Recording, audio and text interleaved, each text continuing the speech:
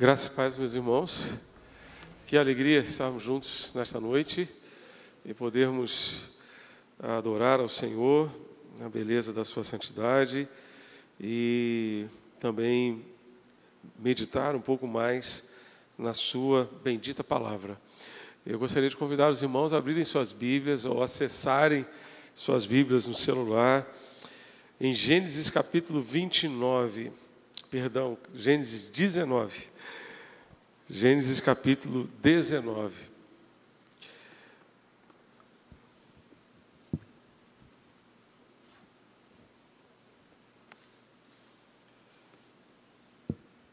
Estamos juntos? Os irmãos já localizaram? Compartilhe a sua Bíblia com quem está sem Bíblia, para que todos possam acompanhar a leitura da palavra de Deus.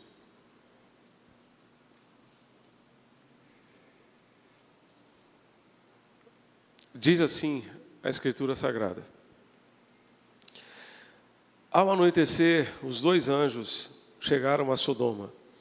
Ló estava sentado junto ao portão da cidade. Quando viu os anjos, levantou-se e, indo ao encontro deles, prostrou-se com o rosto em terra. E lhes disse: por favor, meus senhores, venham para a casa deste servo de vocês. Poderão passar a noite, lavar os pés, levantar-se de madrugada e seguir o seu caminho. Mas eles responderam: não, passaremos a noite na praça. Ló insistiu tanto que eles foram e entraram na casa dele. Deu-lhes um banquete, fez assar uns pães sem fermento e eles comeram. Mas antes que eles se deitassem, os homens daquela cidade cercaram a casa. Eram os homens de Sodoma, tanto os moços como os velhos, sim, todo o povo de todos os lados. E chamaram Ló e lhe disseram: onde estão os homens que à noitinha entraram na sua casa? Traga-os aqui fora, para que abusemos deles. Então Ló foi até a porta, fechou-a atrás de si e lhes disse: meus irmãos, peço-lhes que não cometam essa maldade. Olhem, aqui tem duas filhas virgens e vou trazê-las para vocês.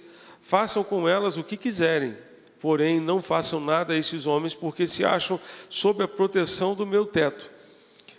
Eles, porém, disseram: saia daí. E acrescentaram: ele é estrangeiro, veio morar entre nós e pretende ser juiz em tudo. Vamos fazer com você pior do que com eles.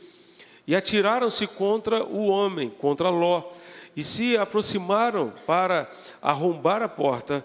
Porém os homens, estendendo a mão, puxaram Ló para dentro e a fecharam. Fecharam a porta e feriram de cegueira os que estavam do lado de fora, desde o menor até o maior, de modo que se cansaram à procura da porta. Então os homens disseram a Ló: você tem aqui mais alguém dos seus? Genro, filhos, filhas, todos quantos você tem na cidade, faça-os sair daqui, pois vamos destruir este lugar. Porque o seu clamor tem aumentado e, chegando até a presença do Senhor, o Senhor nos enviou a destruí-lo. Então Ló saiu e foi falar com os seus genros, os que estavam para casar com suas filhas, e ele disse: levantem-se e saiam deste lugar, porque o Senhor vai destruir a cidade. Mas eles pensaram que Ló estava brincando. Ao amanhecer, os anjos apressaram Ló, dizendo: levante-se, pegue a sua mulher e as suas duas filhas, que aqui se encontram, e saia daqui, para que você não morra quando a cidade for castigada. Como, porém, ele se demorasse, aqueles homens o pegaram pela mão, a ele, a sua mulher e as suas duas filhas, sendo-lhe o Senhor misericordioso, e o tiraram e o puseram fora da cidade. Havendo-os levado para fora, um deles disse: corra para sair daqui com vida, não olhe para trás, nem pare em toda a campina, fuja para o monte, para que você não morra. Mas Ló disse a eles: assim não, meu senhor, Eis que o teu servo encontrou favor diante dos teus olhos, e engrandeceste a tua misericórdia para comigo, salvando minha vida. Mas não posso fugir para o monte, pois receio que a destruição vai me alcançar, e eu morra. Eis aqui perto uma cidadezinha para a qual eu posso fugir. Ela é bem pequena, permita que eu fuja para lá. Ela é bem pequena, não é verdade? E nela poderei salvar a minha vida. O anjo respondeu: quanto a isso, estou de acordo para não destruir a cidade de que você acaba de falar. Vá depressa, refugie-se nela, pois nada posso fazer enquanto você não tiver chegado lá. Por isso a cidade recebeu o nome de Zoar. Zoar significa pequena. O sol estava nascendo sobre a terra quando Ló entrou em Zoar. Então o Senhor fez chover enxofre e fogo sobre Sodoma e Gomorra. Isso veio da parte do Senhor desde os céus. Ele destruiu aquelas cidades e toda a campina, e todos os moradores das cidades e o que nascia na terra. A mulher de Ló olhou para trás e virou uma estátua de sal. Na manhã seguinte, Abraão se levantou de madrugada e foi para o lugar onde tinha estado na presença do Senhor. Abraão olhou para Sodoma e Gomorra e para toda a terra da campina e viu que da terra subia fumaça, como se fosse a fumaça de uma fornalha. Assim, quando destruiu as cidades da campina, Deus se lembrou de Abraão e tirou Ló do meio da destruição, quando subverteu as cidades que Ló tinha morado. Que Deus nos ajude, meus irmãos, a compreender a sua bendita palavra e aplicá-la em nossas vidas. Meus amados, nós temos aqui uma história tremenda, tremenda. E eu aconselho que vocês leiam o restante do capítulo em casa, para que vocês possam também verificar tudo aquilo que aconteceu com Ló e sua família depois desse momento de destruição da cidade. E eu gostaria de refletir com os irmãos nesta noite sobre algumas qualidades, algumas características de uma família que consegue prevalecer diante da destruição, diante dos problemas, diante das lutas que nós enfrentamos no dia a dia. Uma família que prevalece certamente é uma família que dá lugar ao Senhor. Que dá lugar ao Senhor. Ló recebeu aqueles homens, e aqueles homens, na verdade, eram anjos, eram mensageiros. Ele os recebeu em sua casa.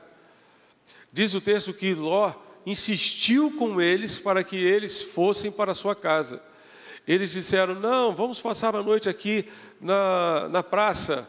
Mas Ló insistiu com eles para que estivesse com ele e a sua família na sua casa.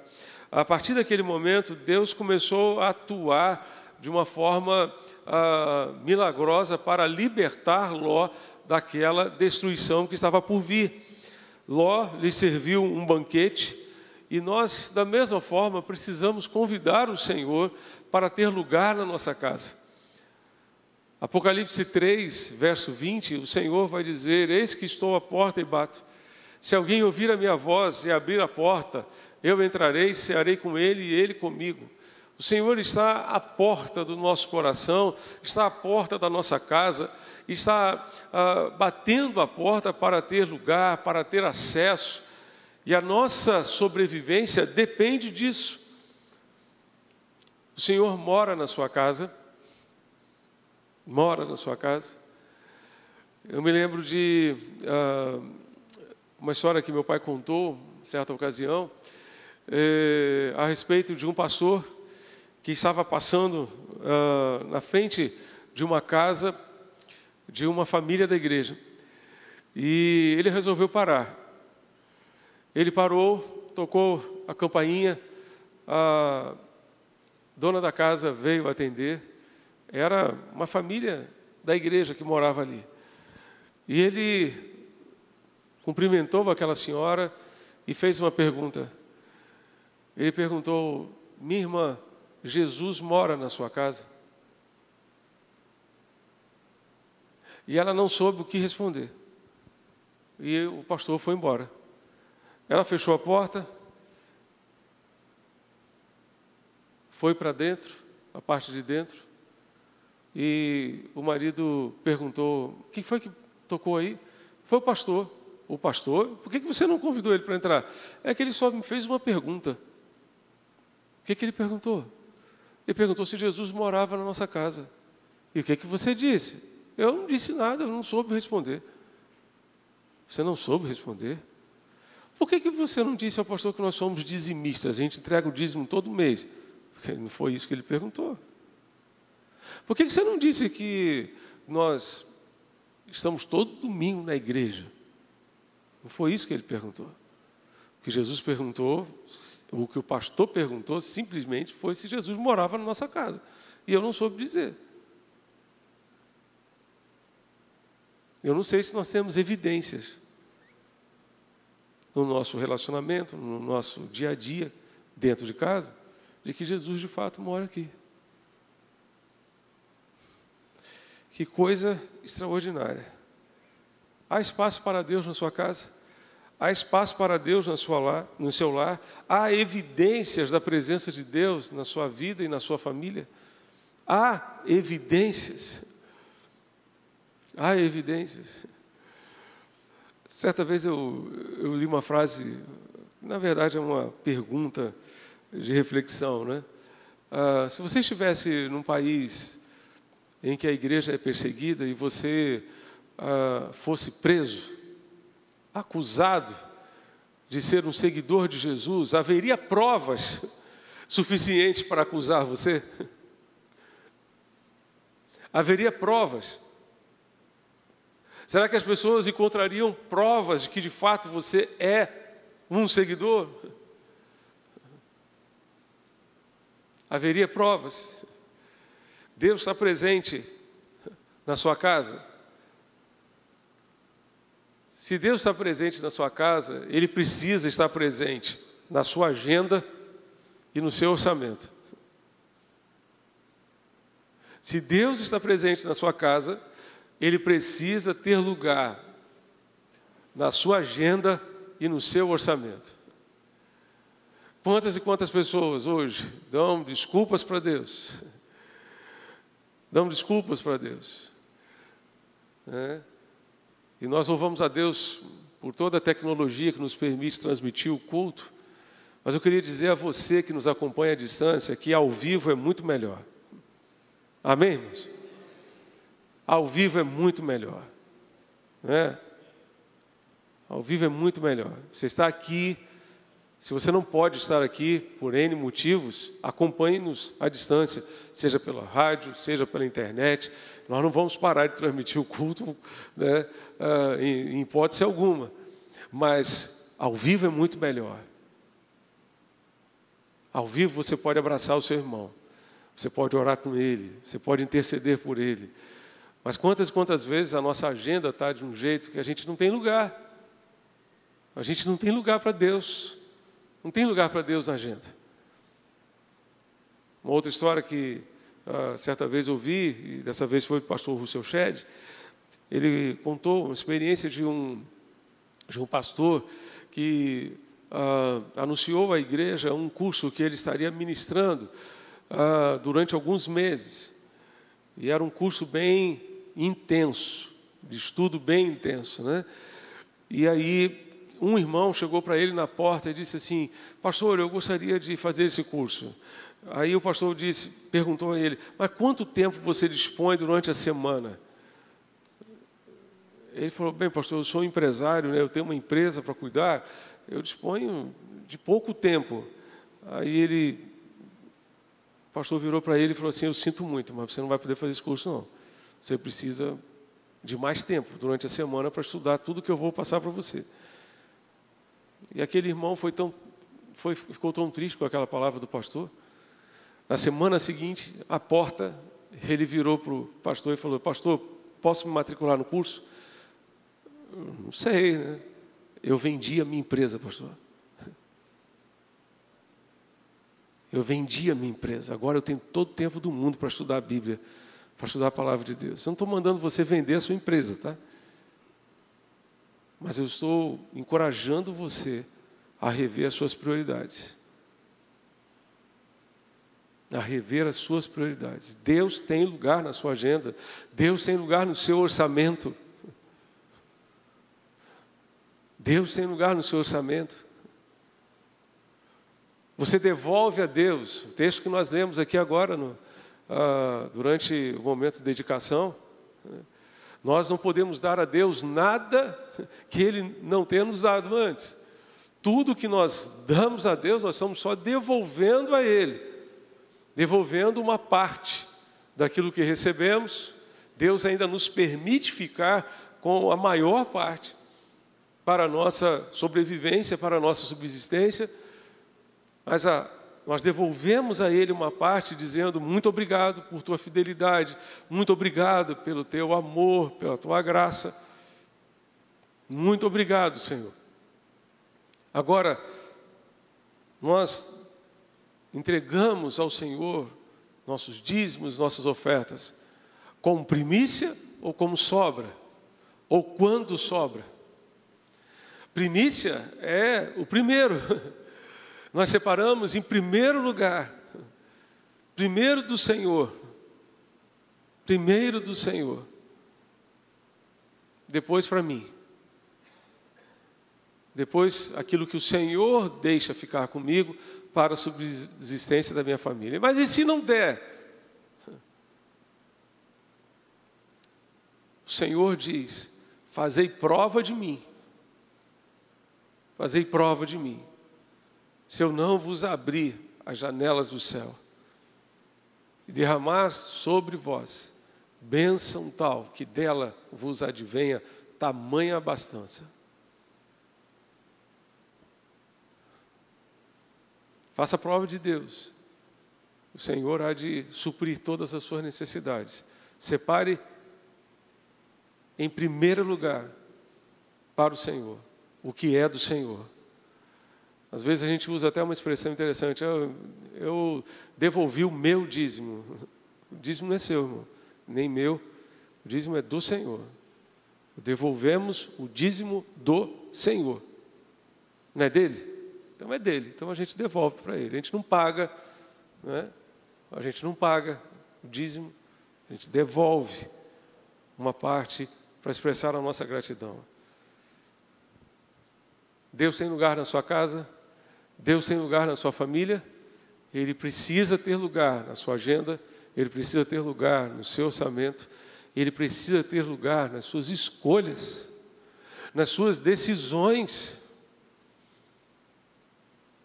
Você precisa consultar a Deus. Deus, esta é a tua vontade para a minha família? É isto que tu queres para a minha família? É isto que tu desejas? Quais são os teus planos para o futuro da minha família, Deus? Quais são os teus planos? Ló convidou aqueles homens para entrarem na sua casa. Ló convidou aqueles mensageiros de Deus para terem lugar na sua casa. Segundo lugar, famílias que prevalecem são famílias que influenciam mais do que são influenciadas. Famílias que influenciam mais do que são influenciadas. Os irmãos se lembram do que aconteceu e está narrado no capítulo 13 de Gênesis. Em Gênesis 13, Abraão se dirige ao seu sobrinho. Os dois haviam saído lá de Ur dos Caldeus para peregrinar na terra de Canaã. Ló já havia perdido seu pai era irmão de Abraão. E então Abraão, quando saiu de Ur dos Caldeus, resolveu levar consigo o seu sobrinho Ló. No capítulo 13 de Gênesis, você vai encontrar a narrativa que diz que a terra já não podia mais suportá-los, que eles enriqueceram tanto, tiveram tanto gado, tantos pastores, que os pastores de Ló estavam se desentendendo com os pastores de Abraão. E então estava havendo conflito, estava havendo problema. Então Abraão chegou para Ló e disse o quê? A terra está diante de você.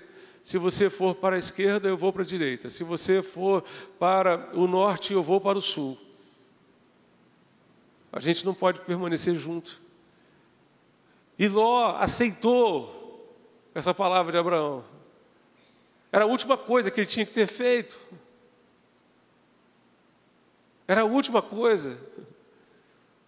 Quando nós passamos lá em Gênesis 13, eu disse aos irmãos que aquele momento Ló precisava ter dito ao seu tio: tu és um homem de Deus, e eu não abro mão da tua companhia. Tu és uma referência de Deus para mim.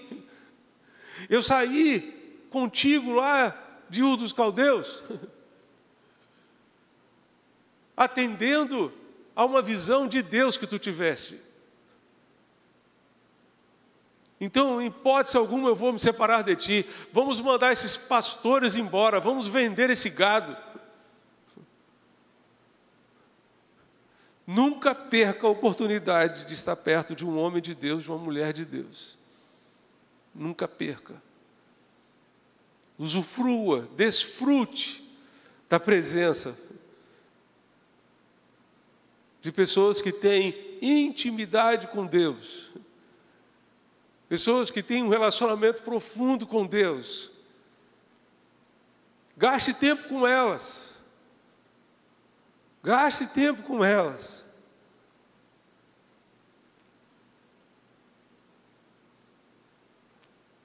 Ló atendeu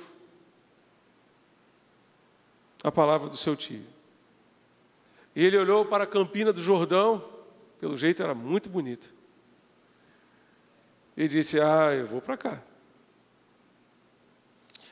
Mas a direção que Ló pegou foi a direção de Sodoma e Gomorra. Como Ló estava na direção de Sodoma e Gomorra, essas cidades impiedosas, pecadoras, a ponto de Deus destruí-las, Ló, de vez em quando, ia lá fazer uma visita à cidade. Voltava para sua tenda. E a Bíblia diz que Ló foi armando as suas tendas na direção de Sodoma e Gomorra, de tal forma que quando ele deu conta de si, ele já estava dentro da cidade. Estava dentro da cidade. Então, ao invés de ele levar uma influência positiva para aquela cidade, ele estava ali, no meio daquela podridão toda.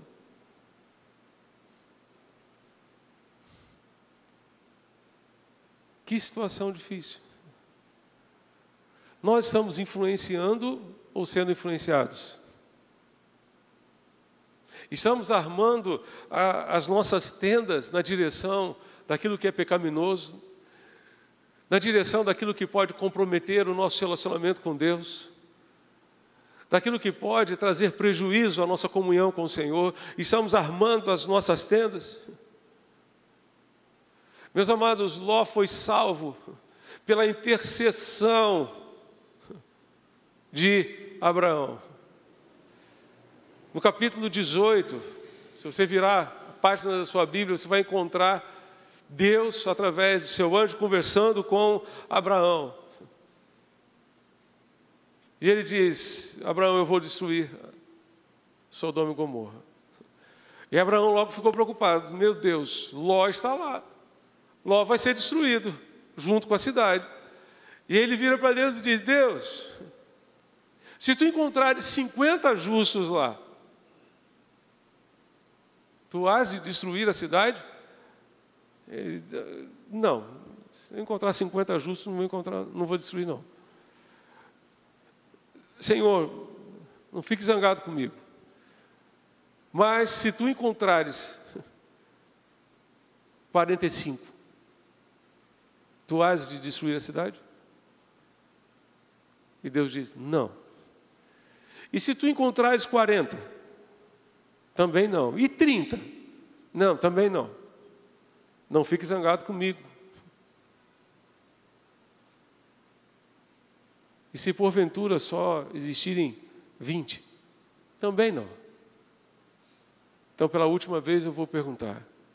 E se porventura existirem somente 10 justos naquela cidade? Eu também não destruirei. Porque não havia 10 justos naquela cidade, Deus destruiu a cidade. Havia 4. O que Deus fez? Montou uma operação de resgate para resgatar Ló daquela cidade e livrá-lo com a sua mão poderosa. Precisamos tomar um cuidado muito grande sobre o processo de afastamento de Deus. Tome cuidado ao armar a sua tenda. Há um processo. Normalmente, nós não nos afastamos de Deus de uma hora para outra. Como também não adquirimos intimidade com Deus de uma hora para outra. É algo que nós construímos no dia a dia. Especialmente através da oração e da leitura da palavra de Deus, da meditação na palavra de Deus. O seu Shed dizia que a meditação é o que transforma.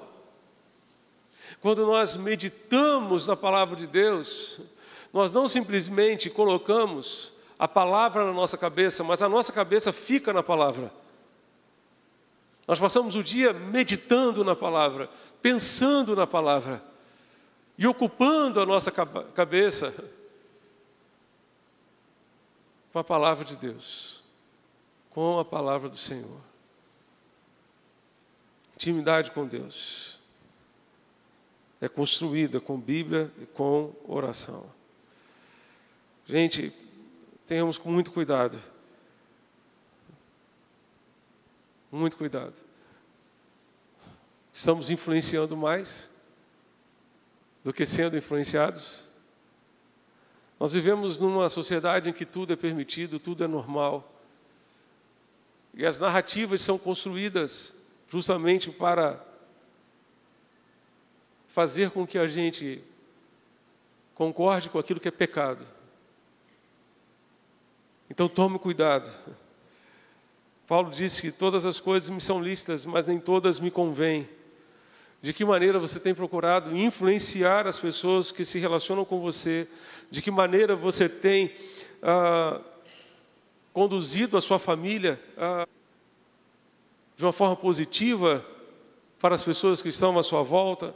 O seu lar tem sido influenciado ou tem influenciado outros lares com os valores do reino de Deus, com aquilo que realmente é do agrado do Senhor?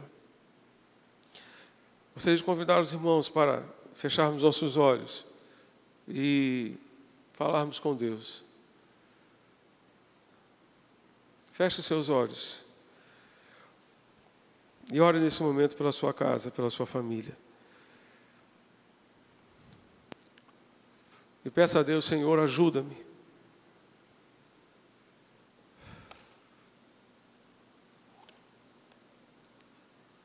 Ajuda-me, Senhor.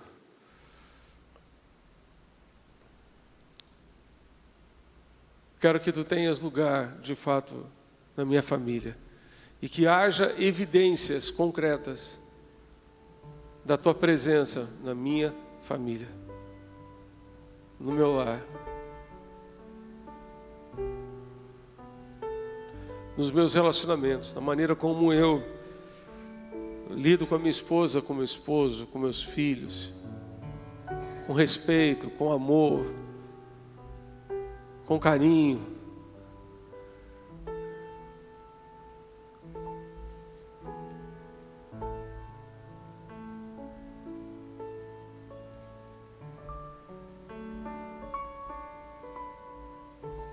Há lugar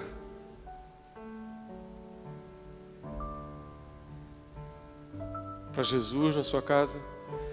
A sua família tem sido influenciada pelos valores do mundo ou tem influenciado aqueles que estão ao seu redor com os valores do reino de Deus?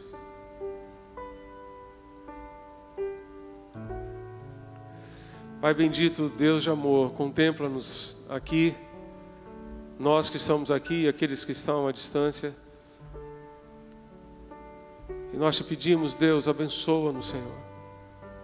Como precisamos de Ti, como carecemos do Senhor. Abençoa, ó Deus amado, as nossas famílias, nossas casas. Que Jesus tenha lugar e que haja evidências de fato de que Jesus está presente em nossas casas, em nossos lares. A Tua presença faz toda a diferença. Os Teus anjos salvaram Ló e a sua família. A Tua presença nos ampara, nos sustenta, nos ajuda a enfrentar as lutas e as tribulações deste mundo. Venha, ó Deus, nos ajudar a influenciar este mundo com os valores do reino de Deus. Que as nossas famílias sejam um instrumento para isso. Em nome de Jesus, ajuda-nos a prevalecer. Porque famílias que prevalecem são famílias que dão lugar ao Senhor. São famílias que influenciam o mundo com os valores da Tua palavra e do Teu reino. É o que te pedimos e suplicamos em nome de Jesus. Amém e amém. De pé, vamos cantar, vamos adorar ao Senhor nosso Deus.